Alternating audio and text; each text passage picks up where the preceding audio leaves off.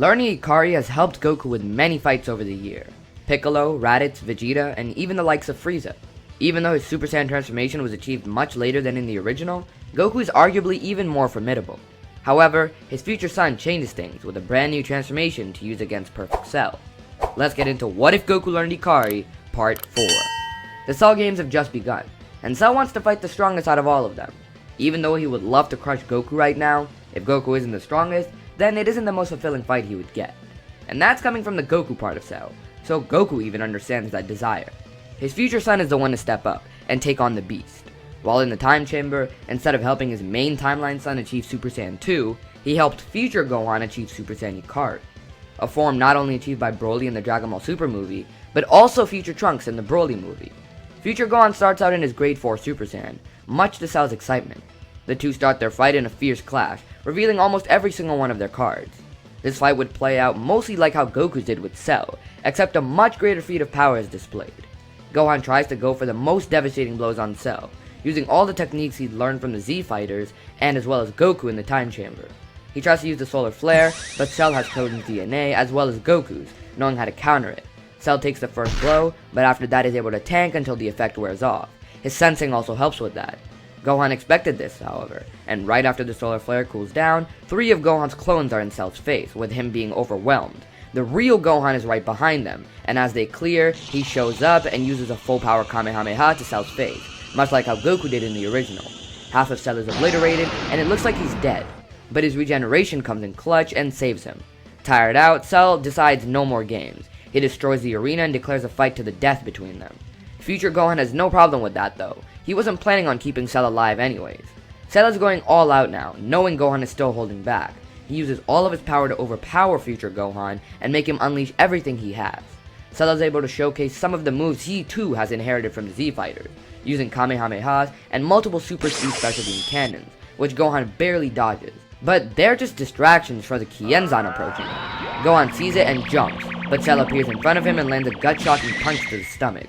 Gohan falls to the ground out of Super Saiyan, coughing up spit and blood. Enraged, Cell is about to kill Gohan, realizing maybe he wasn't hiding any power.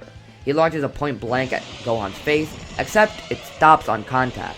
Gohan's aura is pushing it back. He looks up at Cell and glares, pushing the attack back towards him. Gohan activates his Ikari form on top of Super Saiyan, achieving a new transformation, amplifying his Super Saiyan form by 10 times. Now, if we do some quick maths, we know that Super Saiyan 2 is only twice the number of Super Saiyan 1. If we look at Super Saiyan grade 4, which most people believe is higher than a 50 times boost, and for that sake I will put it at 75 times, which then we multiply by the number 10, we get a 750 times boost, and with this power, which is greater than a Super Saiyan 3 multiplier, it's safe to assume Cell's life is going to be short-lived. Knowing this was a mistake, Cell tries to do whatever he can to survive, while Gohan is getting up. He creates Cell Juniors to attack the Z Fighters, and 2 to attack Gohan with him. They all charge and the Z Fighters all power up, taking their stand. None of them are damaged, so Goku and Gohan take care of theirs easily, with the rest of the group having a little to some trouble. Some rough sparring at best. Future Gohan is attacked by 2 full-powered Cell Juniors and Cell himself, but he's holding his own insanely well. He lands a punch to one of the Cell Juniors' face, snapping his neck, and drops a blast on the other one at point-blank range, ending his short life. Cell runs back, afraid.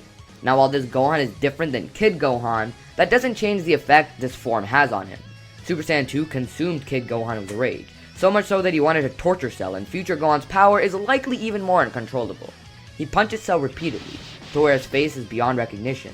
Cell coughs off 17 and 18 at the same time, and without Krillin even getting to say anything, Gohan kills both of them. Cell can't do anything in his imperfect form. He doesn't even have a chance to explode. Gohan simply fires a Kamehameha and kills the bio-android. End of that story.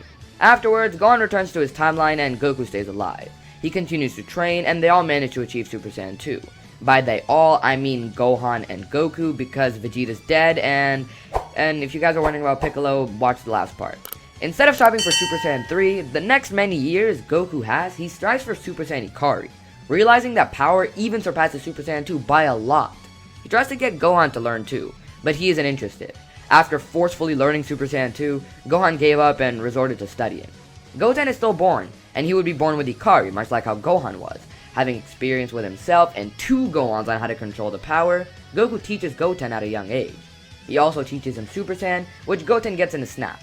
SLs are a handy bunch of things. Now, 7 years would pass by pretty quickly for us, and we move on to the tournament. Instead of seeing it as a Goku reunion thing, they just see it as a friends gathering and a fun time. But much like normal, Shin and Kibito would show up as well as Popovich and Yamu. Without Piccolo there, no one gets any hints on who Shin is. Shin would probably end up fighting Goku instead of Piccolo, where they would question each other and not get any answers. Goku doesn't know who he is, so he doesn't forfeit the match either. Instead, he wins with minor difficulty. After the match, Shin congratulates Goku and then explains what's going to happen, who he is, and what they need to do. Gohan is held down much like normal by Shin, Popovich and Yamu who steal their energy and run off. Without Vegeta's bickering, the team is much more synchronized and easily follow directions. Dabura still kills Kibito and they all head into the ship with the addition of Tien this time around, who replaces Vegeta. Goku, Gohan, and Tien do rock, paper, scissors, which leads to the same order, and Tien replaces Vegeta like I mentioned, so he would be the one to fight Pui Pui, and he beats him with a little difficulty. Goku still wins his match the same way, and Gohan's fights with Dabura would go mostly the same, except Gohan is the one to get the upper hand towards the end, forcing Dabura to escape. Babidi wants to take someone over, but with no Vegeta, there isn't really anyone with an evil heart. The group breaks through the floors, and Tien uses steadfast thinking to use a Neo Tri-Beam and push everyone back, killing Babidi and stunning Dabura, who is freed from the Majin effect. Don't get me wrong, Dabura is still evil, but he is just freed from the Majin effect, which isn't actually a good thing because that means he's weaker, and Gohan kills him. Boo isn't released, which saves the entire Earth from eventually being destroyed, so that's a good thing.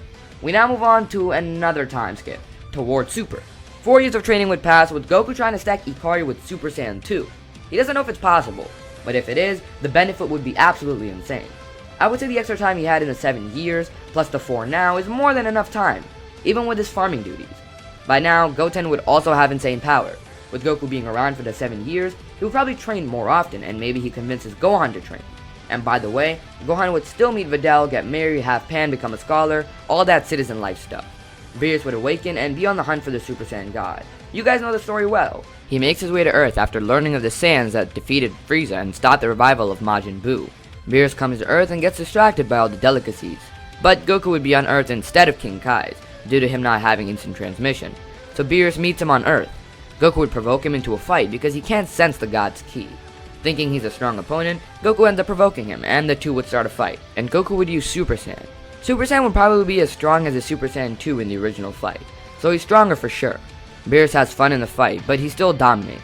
Goku decides to go all out, and jumps into something no one has ever seen out of him before. Super Saiyan 2 with IKARI, which blows away everything at the boat and all the water around them.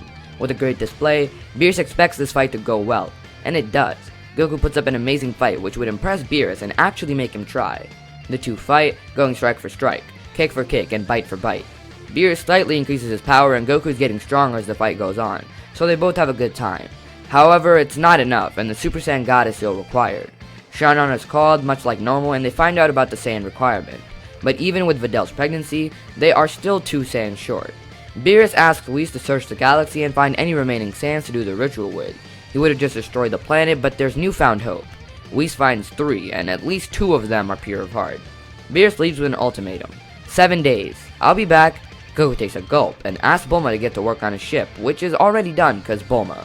They go to Vampa first and find Broly and Paragus, which is an interesting confrontation. Paragus is willing to do anything to get off this planet, so he agrees to do whatever they want. Any condition they have, he'll do. Their next stop is Tarble, who is canon by the way. Whis told them the location of whatever planet there is, and Tarble is a peaceful pacifist unless needed to be otherwise. He would gladly help anyone in trouble. If we assume that the movie he had was canon, then he already knows Goku, so he would be even more inclined to help. Although he does know that one of Goku's friends killed his brother. But he also knows that his brother killed one of theirs first, actually 2 of theirs, so it's an understandable defense. With all the Saiyans gathered, the ritual is about to be performed. But that's where we'll be leaving things off for right now. I hope you guys did enjoy this video. If you did, make sure to drop a like and subscribe. Member stuff is 50% off, so if you want to become one, now is the best time. Please consider. All links in the description, but with that, I'll see you in the next one.